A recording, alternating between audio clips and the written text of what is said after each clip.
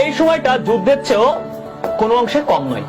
Varsity একটি চিক নিজের দখলে আনতে কত শত রাত, না ঘুমারা বিকেল, সন্ধ্যা হারিয়ে গেছে, কত সূর্যাস্ত ঢলে পড়েছে বইয়ের পাতায়। শীতের কনকনে রাতেও চলতো রিভিশন আর রিভিশন। সামনে শীতকাল, স্বপ্নকে মুঠোয় ভরতে মাথা ভর্তি টেনশন। তবু একটাই প্রশ্ন, ঘুরপাক খাই, আমি পারবো তো? আমি জাহিদ হাসান যখন এইচএসসিতে ছিলাম, আমার স্যার বলেছিলেন তোমার শরীরে হাড্ডি আর রক্ত থাকলে একদিন মাংসের অভাব হবে না। তাই আজ মাংসের স্বল্পতার ভয়ে রাত জাগা বন্ধ করো না।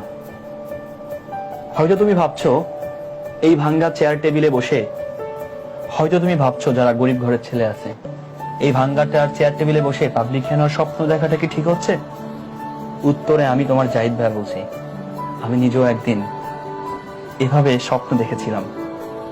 মনে রেখো, তুমি কোথা থেকে স্বপ্ন দেখতেছো সেটা কোনো বিষয় না, তুমি সফল হচ্ছ কিনা এটাই বিষয়।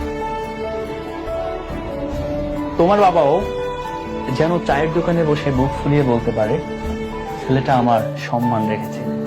পড়ন্ত বিকেলে চাচিদের সাথে কষ্টের কথা শেয়ার করে, পড়ন্ত বিকেলে চাচিদের সাথে কষ্টের কথা শেয়ার করতে পারে।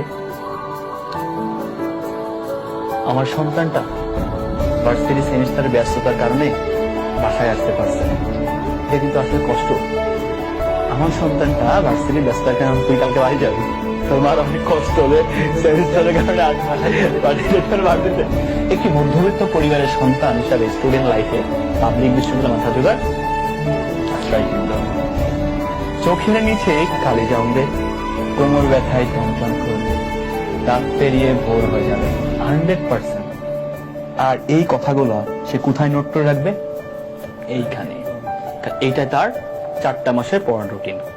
যখন তার কোমর ব্যথা করে রাত 5টা লিখে রাখবে, 5টা অ্যাকাউন্টিং শেষ করলাম, 4টা মাস লিখে রাখবে, তার সফল হবে, সে মানুষকে এটা দেখাবে। আমি জানি এইটাও আমরা কুরিয়ার হিসেবে দিয়ে দিচ্ছি স্টুডেন্টদেরকে।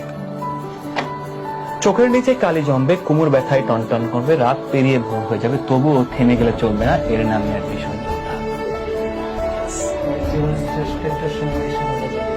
আসলে তুই আমাকে একটা কথা বলছিলি যে আমার আমি সাবান কিনেছিলাম কিন্তু আসলে কোন দিন লাগাইছিলাম এটা বোঝা, এখন কিন্তু তোর দেখ কি বল এখন আমি তোকে লাইভ শুরু করতেছিলাম, ধরো বলতে ভাই একটু দাঁড়ান 2 মিনিট, আমি একটু সেজে আছি, ব্যাপারটা এরকম।